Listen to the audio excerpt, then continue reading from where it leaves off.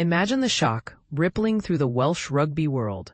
A key figure in a major investment deal suddenly steps away, just as things were heating up. That's exactly what's happened with David Moffett, leaving fans and insiders wondering what's next for the Scarlets. In a surprising turn of events, David Moffett, the ex-CEO of the Welsh Rugby Union, has stepped down from his role at House of Luxury, the group backing the Scarlets rugby team. This resignation takes effect right away, as shared on October 22, 2025, at 8:55. For those new to Welsh rugby, the Welsh Rugby Union, WRU, is the governing body that oversees the sport in Wales, much like a national headquarters for teams, rules, and development. Moffett, a bold voice in the sport, took on a non-executive director position with the American company House of Luxury back in May. He led their sports and entertainment arm, guiding investments in areas like rugby. Fast forward to August, when the exciting partnership between the Scarlets, a professional rugby region based in West Wales, and House of Luxury was unveiled. This deal positioned the company's sports division to take over non-rugby operations for the team. The big plan? If the Scarlets make it through the WRU's upcoming overhaul of professional rugby structures, House of Luxury aims to snap up a controlling 55% ownership stake in the club. It's a move that could inject fresh energy and funds into the team, helping them compete at higher levels.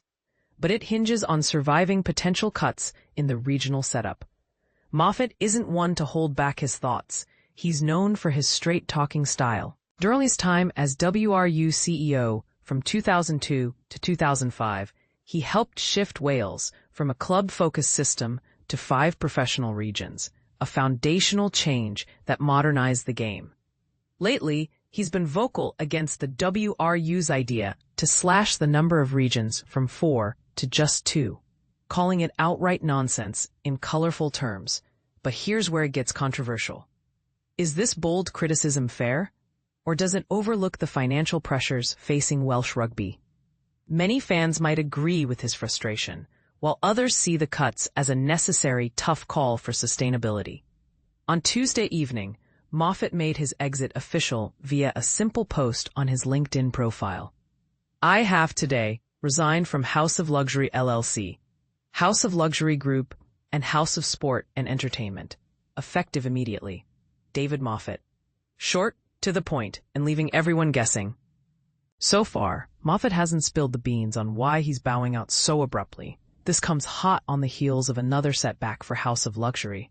Just 3 weeks earlier, their bid to buy into another rugby outfit fell through. And this is the part most people miss. These back-to-back hiccups could signal deeper issues in how rugby clubs attract international investors, especially amid uncertain league rules. Earlier this month, reports from The Telegraph highlighted the collapse of a potential deal for House of Luxury to grab a 55% share in Coventry, an English Championship rugby team. The snag? Unclear paths for promotion and relegation, which are basically the rules for moving teams up or down leagues based on performance. For beginners, think of it like climbing a ladder. Promotion gets you to the top tier with more prestige and money, while relegation drops you down. The Rugby Football Union, RFU, England's rugby authority, is negotiating with Premiership Rugby Limited, PRL, to launch a franchise system. This would pause relegation from the top Gallagher Premiership League to lure more foreign cash, kind of like locking in teams to create stability. But it frustrates clubs grinding their way up. Moffett, clearly irked, explained to the outlet, "We were keen on partnering with Coventry. What drew us in was their rich 156-year history as a club that's been on the cusp of promotion, plus their smart investments in facilities and local community programs to sustain professional play there." He went on, "Their vision really stood out to us. However, as we dug deeper into the details, our due diligence process, the chaos between the RFU and PRL became impossible to ignore. It's simply not feasible to pour money into a team, no matter how promising, when the league's future is up in the air." At 78 years old, Moffett didn't mince words about the Premiership's demand for newly promoted clubs to shell out around £25 million for a P share, a kind of entry ticket to the elite league. Sure, if a faceless corporation with no roots wants in, charge them what the market bears, he said. But hitting a community pillar that's nurtured rugby for 156 years with a massive fee, and then telling them, even if you climb up, you won't get the full financial perks like the established teams? That's not just ridiculous. It's downright unfair. He hammered home the point. It's outrageous that any ascending club must pay through the nose just to join as a full member. Those original Premiership clubs got their shares handed to them, and now they're gatekeeping new blood with steep fees to offset their own shortfalls. Where's the spirit of the game in that? Having pioneered the 2003 transition to professional regions in Wales, Moffett has been a fierce opponent of the WRU's two-region plan. He equates it to surrendering entirely, waving a white flag on tradition.